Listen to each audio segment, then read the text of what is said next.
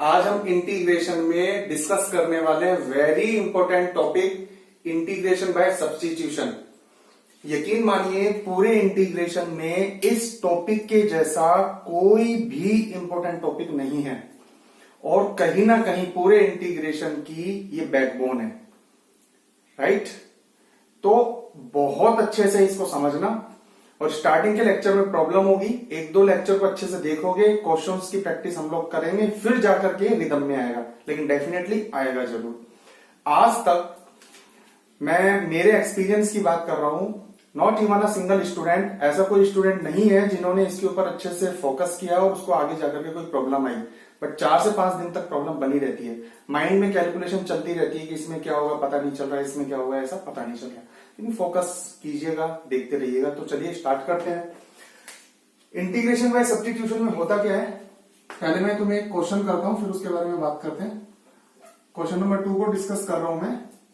Sign of tan inverse x अपॉन 1 plus x square dx।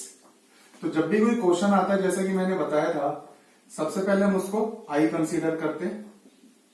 Second step तो बस मैं आपके इजीनेस के लिए लिख रहा हूं, बाकी कहीं कोई जरूरत नहीं थी इसको लिखने की, सब जानते हैं ये चीज यही है ना।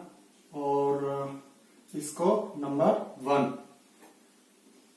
पुटिंग मेथड भी कहते हैं। Put tan inverse x is equal to t. T की जगह कुछ भी ले सकते हो, थीटा वगैरह, लेकिन जनरली हम t लेते हैं। फिर नेक्स्ट लाइन में चाहे t के रिस्पेक्ट में चाहे x के रिस्पेक्ट में, है ना, किसी के भी रिस्पेक्ट में, क्योंकि x और t यहाँ पे दोनों वेरिएबल है, ऐसे समझो। t पैरामीटर है, वेरिएबल है, कहा जा सकता है। तो t या x के रिस्पेक्ट में डिफरेंशिएशन कर दो। तो जब आप t के रिस्पेक्ट में या x के रिस्पेक्ट में इसका डिफरेंशिएशन करोगे तो tan इनवर्स x का हो जाएगा 1 अपॉन 1 प्लस एक्स स्क्वायर, फिर x का हो जाएगा 1 is equal to dt upon dx। फिर x वाले पोर्शन पर x वाले को सेंड कर दो, 1 plus x square dx is equal to dt, और ये नंबर 3। लेकिन जब भी हम क्वेश्चन करेंगे, हम इसके बाद में डायरेक्ट स्टेप ये करेंगे, कैसे कि सबसे पहले tan इनवर्स का डिफरेंशिएशन कर देना और साथ में dx चिपकाना और t वाले केस में dt लगा देना। हम हमेशा ऐसे करेंगे। अब इक्वेशन 1, 2 और 3 से, है ना, लिख देते हैं कि फ्रॉम इक्वेशन 1, 2 एंड 3। आप देखेंगे इक्वेशन के केस में, आप यहां देख पा रहे हैं कि इंटीग्रेशन क्या बन गया, साइन, राइट, और ब्रैकेट में t। भाई ये साइन तो ऐसा कैसा, tan इनवर्स x की जगह हमने यहाँ t लिखा, और ये चीज आ गई dt, ये चीज आ गई dt, है ना। समझो एक बार, 2 सेकंड का टाइम दे रहा हूं, आप लोग भी समझो ये मैंने कैसे लिखा, आपको समझ में आ जाएगा बेटा, ऐसे कोई प्रॉब्लम वाली बात नहीं है। आगे समझ में नहीं आया बताओ वापस से। साइन, इसकी जगह ही हमने t लिखा, tan इनवर्स x की जगह t आ गया, और इस पूरे पोर्शन की जगह dt आ गया। यानी मैं आपको शॉर्ट में समझाऊं तो पहले हमारा क्वेश्चन पूरा का पूरा x में हुआ करता था, हमने हमारे क्वेश्चन को t के सुपुर्द कर दिया। तो t के अंदर जब हम डालते हैं क्वेश्चंस को, तो 2 स्टेप होते हैं, एक तो dx वाला पोर्शन जिसको dt लाएगा, है ना, dt रिप्लेस करेगा, और एक x वाला पोर्शन, और हम ऐसा पुट करते हैं कि फिर उसका डिफरेंशिएशन भी वहीं पे मौजूद होना चाहिए। अब साइन का तो हम बहुत इजीली कर सकते हैं ना, अपन जानते हैं कि साइन का इंटीग्रेशन होता है minus cos t plus c। तो सही मायने में इंटीग्रेशन तो अब हुआ है, एक स्टेप हुआ है, इंटीग्रेशन उसको माना जाता है जब इंटीग्रेशन का साइन हट जाता है। तो ये तो जो कैलकुलेशन है ना, राइट, इसको आपको अच्छे से फोकस करना है। इंटीग्रेशन तो एक ही स्टेप हुआ है, और जैसा कि हमारा जो क्वेश्चन था वो x में था, तो वापस से t को हटाओ और x को लगाओ, इतना सा आपको करना है, ठीक है। ये और कहां से c, ये आपने कहां से लिया, फ्रॉम इक्वेशन 2, है ना। और वो वाली लाइन एज यूजुअल c के बारे में जो हम लिखते हैं कि भाई जो c है ना वो कांस्टेंट है, इंटीग्रेशन का कांस्टेंट है, वो वाली लाइन आप लिख लीजिएगा, मैं नहीं लिखूंगा बार बार, आप लिख लीजिएगा। तो क्वेश्चन के अंदर क्या किया हमने, इसको डिस्कस करेंगे, है ना। एक क्वेश्चन और देखते हैं, क्वेश्चन नंबर 4। सबसे पहले मैंने बोला कि हम आई लिखेंगे, कोशिश हमारी यही रहती है ना हमेशा। तो e की power sine x dot cos x dx, ठीक है भाई। नंबर 1, इक्वेशन हमेशा तब देना जब आपको लगता है कि मैं पुट करने वाला हूं, उससे जस्ट पहले पुट ऐसी चीज को आप पुट कर दो जिसका डिफरेंशिएशन वहीं पे dx के साथ में बैठा हो, क्योंकि जब आप इसको डिफरेंशिएशन करोगे तो cos x आ जाएगा x वाले पोर्शन पे dx, जैसा कि मैंने वहां बताया था कि आप डायरेक्ट लिखिए, है ना, कोशिश कीजिए, है ना। फिर वही कि फ्रॉम इक्वेशन 1, 2 और 3 से, है ना। तो देखो आप कि जहां ये साइन एक्स है उसकी जगह तो लगाओ t, e की पावर t, और इस पूरे पोर्शन को लगा दो dt। आप देखिए हो क्या गया, dx के साथ में दो लोग बैठे थे, एक तो cos x बैठा था और एक e की पावर sin x बैठा था, ये दो लोग बैठे थे dx के साथ में। हमें ऐसे चीज का डिफरेंशिएशन, ऐसे को t पुट करना होता है, ऐसे का डिफरेंशिएशन करना होता है जो dx के साथ में मौजूद होता है। तो आपको समझ में भी आ रहा होगा।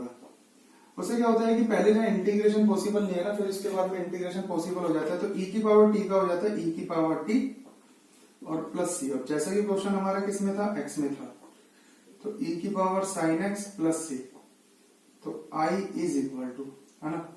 फिर वही चीज फ्रॉम इक्वेशन 2 और लास्ट में c वाली लाइन लिख देना।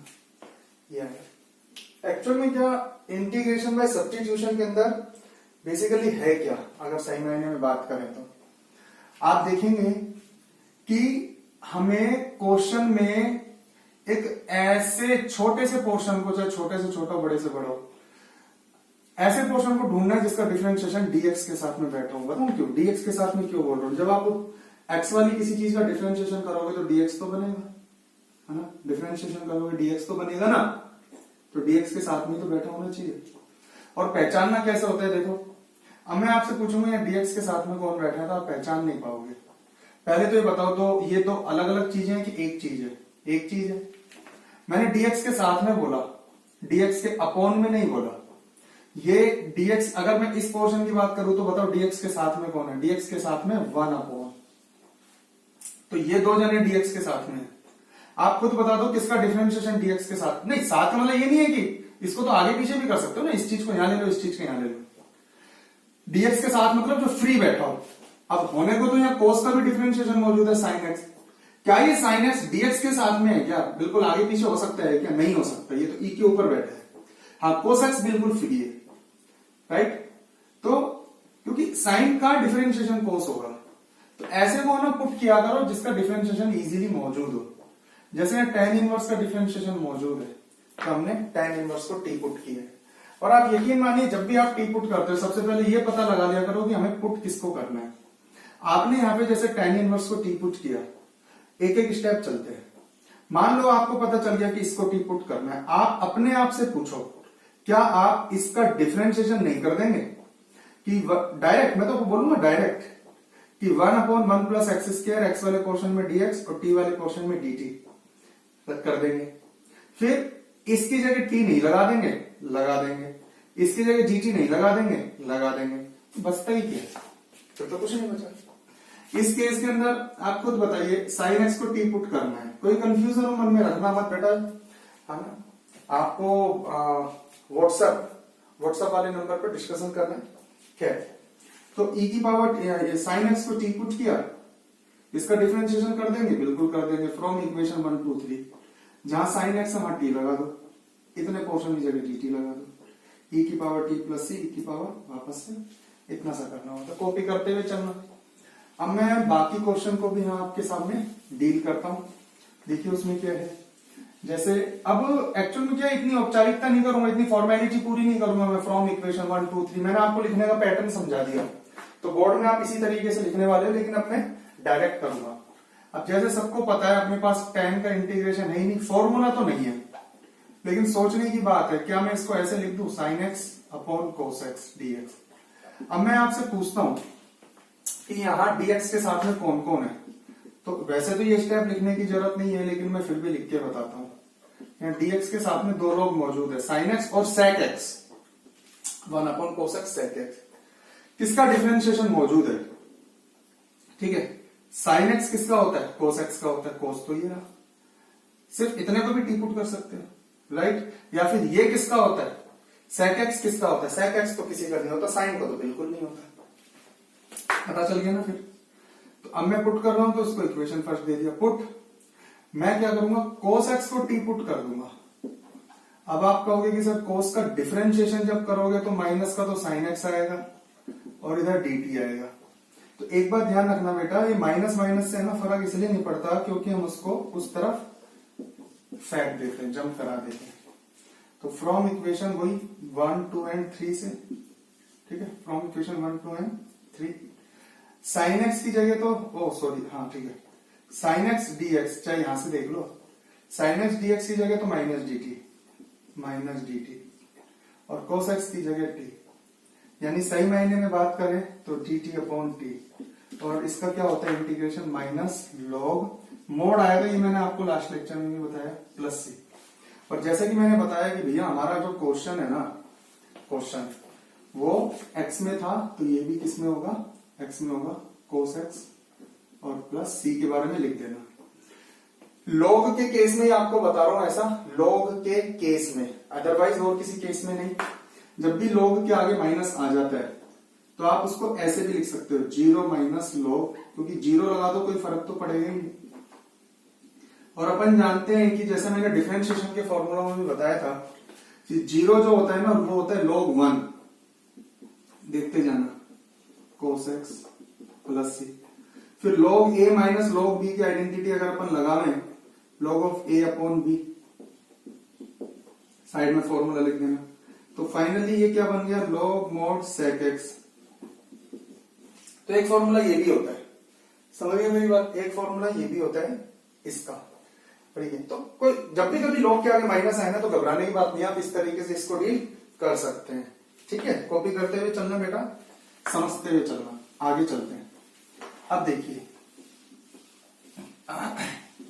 आगे देखिए, जैसे हम बात करते हैं क्वेश्चन नंबर 3 की। क्वेश्चन नंबर 3 देखो क्या कहता है, आप खुद समझ जाओगे। 1/x है, डॉट log x का स्क्वायर और dx। साफ पता चल रहा है कि log x का डिफरेंशिएशन होता है 1/x। मैंने बताया ना, चाहे इधर लिख लो या इधर लिख लो, dx के साथ ही माना जाएगा। दो लोग बैठे हैं, ये और ये, तो 1/x का तो log x डिफरेंशिएशन नहीं हो सकता, log x का ही होता है। तो आपको क्या करना है? Put log x is equal to t, 1/x और dx लगाना है, इज इक्वल टू dt। देखो आप, और 1, 2 एंड 3 से डायरेक्ट लिख रहा हूं, जैसे कि मैंने बताया पैटर्न में आपको समझा चुका हूं। 1/x और dx हटाओ, इसकी जगह तो dt लगाओ, log x की आप t लगाओ, तो ये हो गया t स्क्वायर। तो फाइनली ये क्या बन गया? t³/3 प्लस c, है ना। और t की जगह वापस से log x³/3 प्लस c, और वो c के बारे में लिख देना। और कहां से आगे, मतलब इजी कॉन्सेप्ट है, अगर आप देखेंगे ना, कॉपी करते हुए चलना बेटा, ठीक है ना। सब्स्टिट्यूशन के अंदर बस ये देखना पड़ता है कि इसका डिफरेंशिएशन हमारे पास में बैठा हुआ है। कुछ क्वेश्चन ऐसे होंगे जिसमें आराम से दिखेगा डिफरेंशिएशन, कुछ ऐसे होंगे जिसमें हमें ढूंढना पड़ेगा। अब ये देखो लास्ट क्वेश्चन 5। अब एक है हमारे पास √sin x, एक है हमारे पास cos x dx। अब दो लोग बैठे हैं, एक तो ये बैठे हैं, एक ये बैठे हैं, ठीक है। साफ दिख रहा है साइन का डिफरेंशिएशन मौजूद है, लेकिन cos का मौजूद नहीं है। cos का साइन तो हो सकता है, लेकिन पूरा √ के साथ में थोड़ी ना आएगा। और dx के साथ में अलग साइन कैसे भेज देंगे, वो तो रूट के साथ में जाएगा। तो इसलिए हम क्या करेंगे, cos x को t पुट करेंगे, cos x को t प्रॉपर तरीके से लिख लेना आप, है ना। और फिर हो जाएगा minus sin x dx is equal to dt। इस बात का ध्यान रखना, minus sin x dx is equal to dt। और जैसे कि मैंने बताया था कि sin x dx is equal to minus dt, और ये नंबर 3। फिर वही फ्रॉम इक्वेशन 1, 2 एंड 3, इक्वेशन 1, 2 और 3 से। तो फाइनल क्या बनेगा आप देखो, सॉरी गड़बड़ कर दिया आपने तो क्या कर दिया, मैंने कर दिया, साइन लेंगे ना, सॉरी साइन का डिफरेंशिएशन मौजूद है ना, कोस बिल्कुल फ्री बैठा है, तो साइन का हो जाएगा कोस, है ना, और इसकी जरूरत नहीं है, ये नंबर आ गया 3। साइन को T cosec D from equation 1 2 and 3, तो रूट टी और डी टी। ठीक है, रूट को अपन कैसे लिख सकते हैं, टी की पावर 1/2 डी टी। ठीक, और इसका इंटीग्रेशन होता है टी की power 1/2 plus 1 upon 1/2 plus 1, T के रिस्पेक्ट में करना है ना, प्लस सी। और जैसा कि मैंने बताया कि लास्ट में, जैसे कि मैंने आपको ये बात भी बताई कि लास्ट में ना टी की जगह वापस रख दिया जाता है, जैसे साइन एक्स की पावर 3/2 अपॉन 3/2 प्लस सी, ये 2 चला जाएगा ऊपर, सी के बारे में लिख देना। तो बेटा इन जो मैंने 5 क्वेश्चन आपको कराए हैं, ठीक है, इन 5 क्वेश्चन से कहीं ना कहीं इंटीग्रेशन बाय सब्स्टिट्यूशन का मैंने एक आपको समरी समझाने की कोशिश की है। नेक्स्ट लेक्चर में फिर हम कुछ क्वेश्चंस को डील करेंगे, वहां से और चीजें थोड़ी सी रिदम में हमारे साथ में आने वाली है। तो आप एक बार इन 5 क्वेश्चन को, कॉन्सेप्ट को अच्छे से समझना, डाउट आता है तो डिस्कस करना, व्हाट्सएप करना, और मिलते हैं नेक्स्ट लेक्चर में। तब तक के लिए